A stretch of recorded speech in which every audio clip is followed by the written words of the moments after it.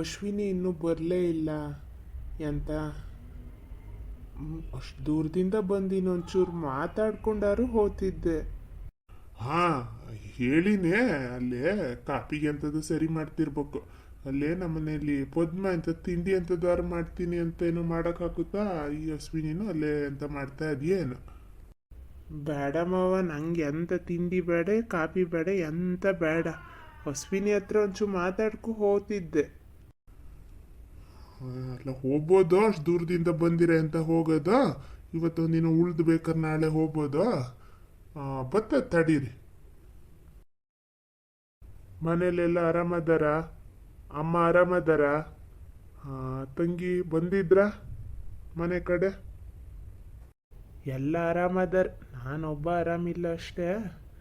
ತಂಗಿ ಗಂಡ ಒಂದು 15 ದಿನದ ಹಿಂದೆ ಬಂದು ಹೋಗಿದ್ರು. ಮತ್ತೆ ನೀವು ಅತ್ತೆ ಎಲ್ಲ ಆರಾಮದೀರಾ? ಭಾರಿ ಚಳಿನೇ ಏನೋ ಅಲ್ಲ? ಅಡಿಕೆ ಕೊನೆ ಎಲ್ಲ ಆತ? ಹಾ, ಆರಾಮಿರಕ್ಕೆ ಅಂತ ಆರಾಮದೀವಿ. ಹಾ, ಚಳಿನೇ ಮಲ್ನಾಡ್ ಬದಿ ಹಂಗೆ ಅಲ್ಲ. ಒಂಚೂರು ಅದು ಬೇರೆ, ನಮ್ದು ಒಂಚೂರು ಈ ಕಡೆ ಕಾಡು ಬದಿ ಜಾಸ್ತಿನಾ, ಹಂಗಾಗಿ ತಣ್ಣನೆ ಗಾಳಿನೇ ಬೀಸೋದು, ಹಂಗಾಗಿ ಒಂಚೂರು ಚಳಿನೇ ಹಮ ಅದೇ. ಅಡಿಕೆ ಕೊನೆ ಒಂದು ಕೊಯ್ಲು ಆಯ್ತು, 2ನೇ ಕೊಯ್ಲು ಕುಯ್ಬೇಕು ಮಾಡ್ಬೇಕು.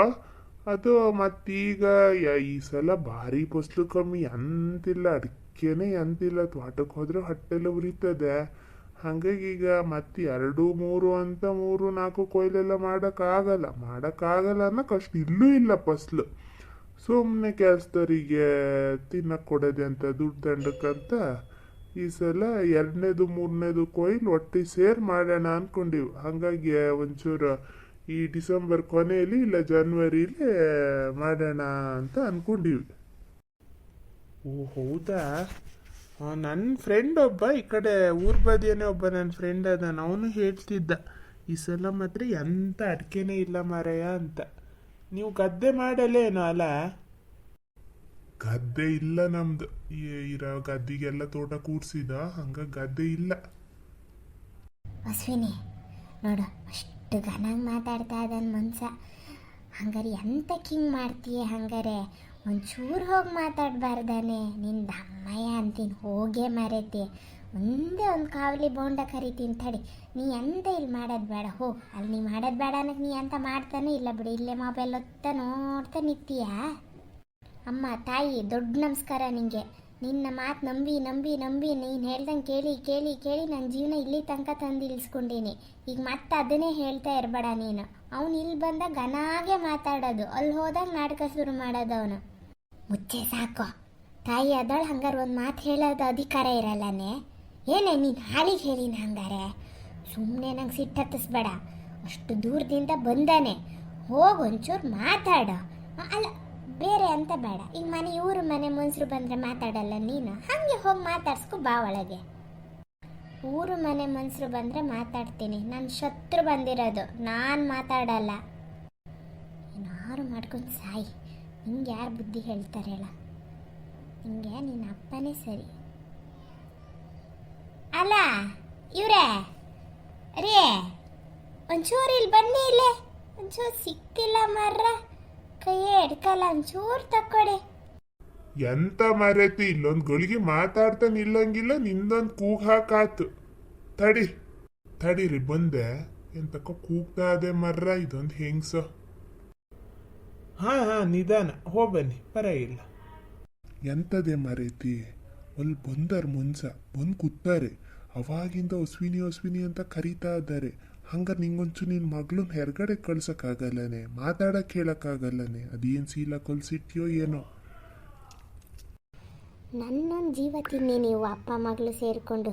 ದೇವ್ರ ಹತ್ಲಾಗ ನನ್ನ ಒಪ್ಸ್ಕೋಬೋದು. ಎಂತಕ್ಕೆ ಹಿಂಗೆ ಉರಿತೀರೋ ಏನೋ. ಇದು ನಾನು ಆಗ್ಲಿಂದ ಹೇಳ್ತಾ ಇದ್ದೀನಿ ಇದಕ್ಕೆ, ಒಂದು ಗಳಿಗೆ ಹೋಗಿ ಮಾತಾಡ್ಕೋಬಾರೆ ಅಂತ. ಇದಕ್ಕಾಗಲ್ಲ ಮಾತಾಡೋಕ್ಕೆ. ನೀವು ನನ್ನ ಹೊಟ್ಟೆ ಉರಿಸಿ ಅದನ್ನೇ ಹೇಳಕ್ಕೆ ಕರೆದ್ರಿ, ಮತ್ತು ನೀವು ನನಗೆ ಬೈತಾ ಇದ್ದೀರಾ. ಹೇಳಕ್ಕೂ ಇಂಥ ಒಂದು ಅಲ್ಲದೆ ಹೋದೋ ಮಾತಾಡ್ತೀಯ ಅಲ್ಲೇ ಅಶ್ವಿನಿ? ಹಂಗಾರೆ ಬೊನ್ಸ ಬಂದು ಕೂತಾನೆ, ಕರಿತಾ ಇದ್ದಾರೆ ಅವಾಗಿಂದ ಅಶ್ವಿನಿಯಲ್ಲಿ ಅಂತ. ಹೋಗಿ ಹಂಗಾರೆ ಬೇರೆ ಏನೂ ಮಾತು ಬೇಡ. ಗಾನಾಗದೀರ ಅಂತ ಒಂದು ಸ್ವಲ್ಪ ಕೇಳೋಕ್ಕಾಗಲ್ಲನೆ ನಿಂಗೆ ಹಂಗಾರೆ ಅಷ್ಟು ಇದಾಗಿಯೇನೆ ಹಂಗಾರೆ. ಹೌದು, ನಾನು ಹೋಗಿ ಮಾತಾಡ್ಸಲ್ಲ. ನಂಗೆ ಅಷ್ಟು ನೋವಾಗಿದೆ, ಅವರಷ್ಟು ನಂಗೆ ಹರ್ಟ್ ಮಾಡ್ಯಾರೆ, ನಾ ಮಾತಾಡ್ಸಲ್ಲ. ನೀವು ಗಂಡ ಹೆಂಡ್ತಿಗೆ ಅಷ್ಟು ಮಾತಾಡ್ಸ್ಬೇಕು, ಉಪಚಾರ ಮಾಡಬೇಕು ಅಂದರೆ ಪಾದ ತೊಳೆದು ನೀರು ಕುಡೀರಿ. ನನಗೆ ಅಂತ ಆಗ್ಬೇಕಾಗಿದೆ. ನಿಮಗೆ ಒಂಥರ ಕುಣ್ಕೂತ ಎಲ್ಲ ಮಾಡ್ತಾನ ಅನಿಸ್ತಾ ಇದೆ, ಮಾಡ್ತಾ ಇದ್ದೀರಾ ಮಾಡಿ. ನಾನಲ್ಲಿ ಎಷ್ಟು ಕಣ್ಣೀರು ಹಾಕಿನಿ ಅನ್ನೋದು ನಂಗೆ ಗೊತ್ತು. ನಾನಂತೂ ಈ ಸಲ ಬಗ್ಗ ಮಗಳೇ ಅಲ್ಲ, ನೀವೇನು ಬೇಕಾದ್ರೆ ಮಾಡ್ಕೊಳ್ಳಿ. ನಾ ಅವತ್ತೇ ಹೇಳಿ ನಿಮಗೆ, ನನ್ನಿಂದ ನಿಮಗೂ ತೊಂದರೆ ಆಗ್ತಾ ಇದೆಯಾ, ನಾನೆಲ್ಲ ಪಿ ಜಿ ಗೀಜಿಗೆ ಸೇರ್ಕೋತೀನಿ. ನಾನು ತಲೆನೇ ಕೆಡ್ಸ್ಕೊಳಲ್ಲ.